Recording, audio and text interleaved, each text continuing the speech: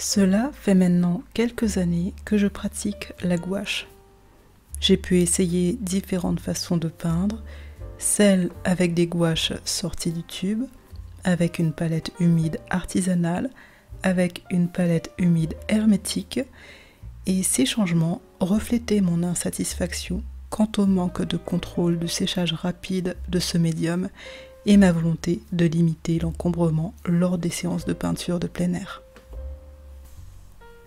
Pour rendre la pratique de la gouache moins contraignante, plus légère et plus fluide, je décide de peindre avec des gouaches sèches plutôt que fraîches et ainsi contrôler l'humidité que j'ajoute plutôt que celle qui s'évapore. Pour ma grande expérimentation, j'ai acheté une palette en plastique basique à 5 € l'unité dans mon magasin Beaux-Arts de proximité. La multitude de godets me permet d'éviter la dure sélection des couleurs que je vais prendre. Depuis plusieurs années maintenant, je fais le choix d'utiliser des gouaches qui sont extra fines pour leur forte concentration en pigments et leur résistance dans le temps. J'ai pu remarquer aussi que les gouaches extra fines avaient moins tendance à ternir au séchage. En peinture, je n'ai pas de marque préférée, mais je reste exigeante sur la qualité. J'utilise Linel de Lefranc-Bourgeois, Rembrandt et Turner Design de la gamme extra fine. Ces trois enseignes sont toutes de qualité, mais présentent des consistances différentes. Turner aura une consistance un peu plus fluide, suivie ensuite de Linel, puis Rembrandt qui est la plus épaisse et conviendra donc mieux pour les effets d'empattement. Après 3 semaines de séchage, je redécouvre mes gouaches reconditionnées en palette sèche. Je fais le constat que toutes mes gouaches ne réagissent pas de la même façon au séchage. Pour la plupart, aucun souci. Par contre, pour certaines, des craquelures sont apparentes. Ces craquelures sont plutôt présentes sur certains pigments, notamment les couleurs les plus claires telles que les jaunes et quelques rouges.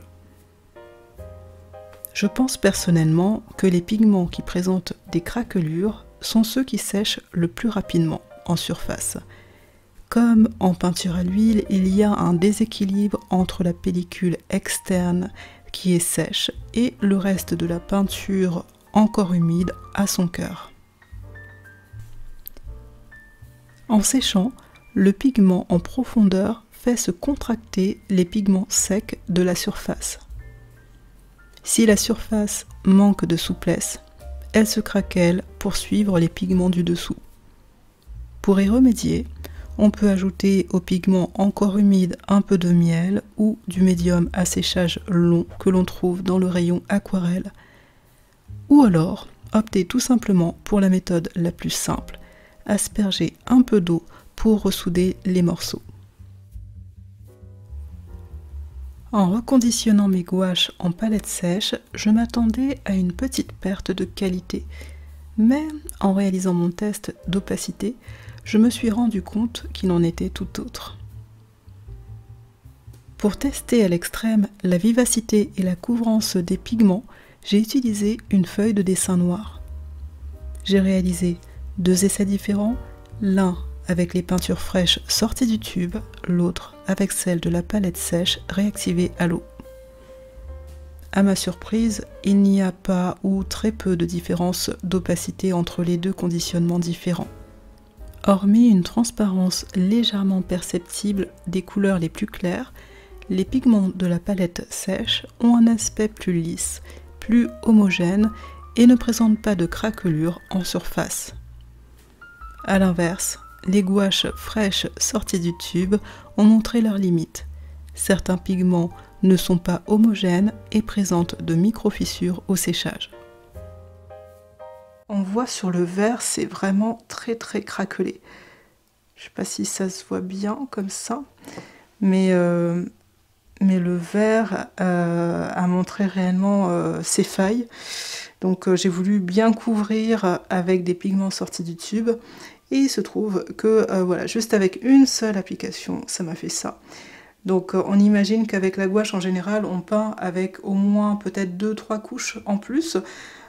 Voilà, donc ça fragilise le surport. Et ce que je n'ai pas du coup sur cet échantillon-là. Suite à mon expérimentation, je sais qu'il est préférable de peindre à la gouache par couches fines et que l'ajout d'eau est nécessaire pour la préservation de l'homogénéité des peintures.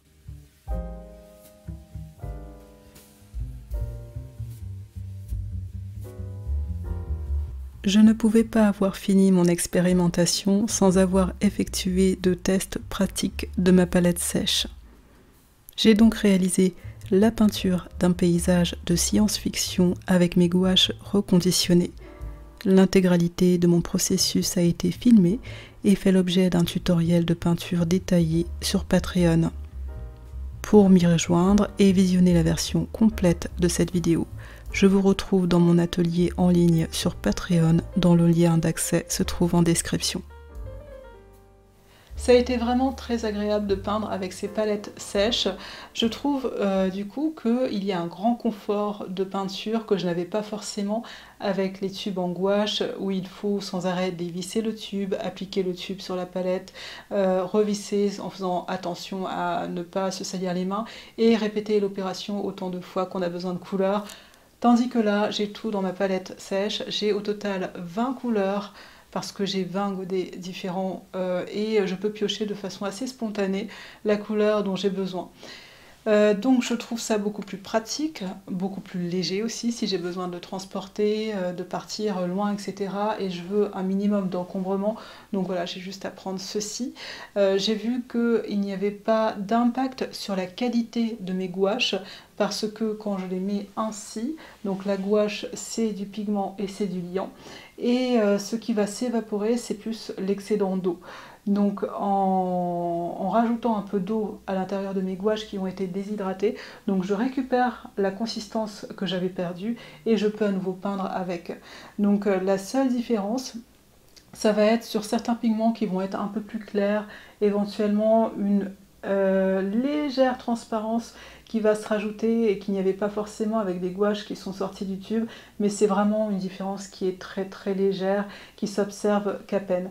Éventuellement, je sais que pour le blanc de titane, si ça peut être dérangeant, si on veut un blanc qui soit bien couvrant, qui donne vraiment de l'éclat, bah, éventuellement ce sera peut-être le seul tube de gouache à transporter avec soi, en plus de la palette, en conservant le blanc ici pour un blanc en quelque sorte de mélange et le blanc en tube pour un blanc pour Réo par exemple. Mais sinon pour tout le reste, la qualité de la gouache, en tout cas mes gouaches qui sont de qualité extra fine, n'ont pas du tout été altérées par ce procédé là. Et j'ai réutilisé plusieurs fois cette palette et voilà, la qualité reste la même. Donc il n'y a pas de souci.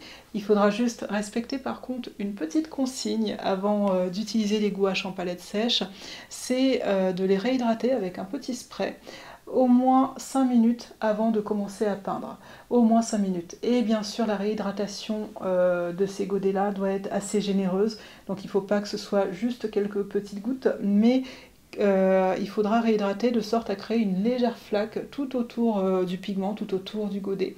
Et petit à petit, la gouache va absorber un peu plus cette eau et va redevenir un peu crémeuse. Donc c'est vraiment le gros conseil en fait, du moment qu'on suit ce conseil là, 5 minutes avant de peindre, on spray, hein, on met un peu d'eau, etc. Et puis voilà, il n'y a pas de souci pour pouvoir peindre ensuite, donc il y a un grand confort de peinture par la suite. Après, autre chose pour pouvoir nettoyer cette palette-ci, donc soit on va attendre que ça sèche un peu, et avant séchage complet, on va pouvoir passer légèrement sous l'eau, ou soit on va prendre un pinceau, donc si c'est sec, un pinceau assez doux, et on va retirer les couleurs indésirables de la surface des peintures. Autre avantage aussi de cette palette sèche qu'il n'y a pas sur les palettes humides classiques, puisque c'est vrai que j'ai parlé des tubes, mais il y a aussi les palettes humides. Les palettes humides, c'est que c'est très contraignant dans le sens où si on ne l'utilise pas régulièrement, au moins une fois par semaine, il va y avoir des soucis de moisissure qui vont se créer. Et c'est là qu'arrive la palette sèche. La palette sèche, il n'y a pas besoin de l'entretenir. Elle reste là, je peux la laisser plusieurs mois sans l'entretenir. Il n'y va pas y avoir de moisissure qui va se créer. Du moment, encore une fois, que je laisse sécher par contre, après une séance de peinture, je laisse sécher au moins 24 heures mes palettes. Et pour m'assurer que tout soit bien sec avant de la refermer et de la ranger. Voilà, tout simplement. Bien sûr, la palette sèche ne fait pas tout.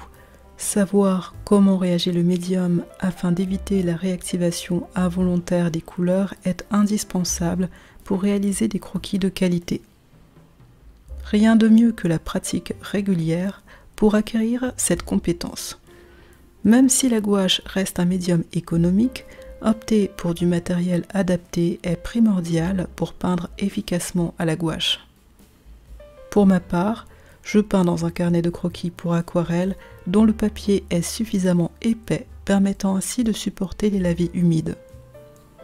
J'utilise aussi des pinceaux synthétiques suffisamment fermes pour pouvoir appliquer les gouaches à pâte épaisse et ainsi ajouter de la texture. Mon grand conseil est d'éviter les pinceaux trop mous de type lavis ou petit gris pour aquarelle. D'une part, cela donnerait un rendu trop lisse et aquarellé à une peinture. D'autre part, en séchant, la gouache déformerait le pinceau, rendant son application moins contrôlée. J'ai été ravie de partager ce moment avec vous.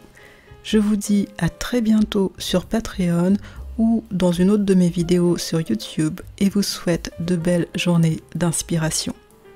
Au revoir.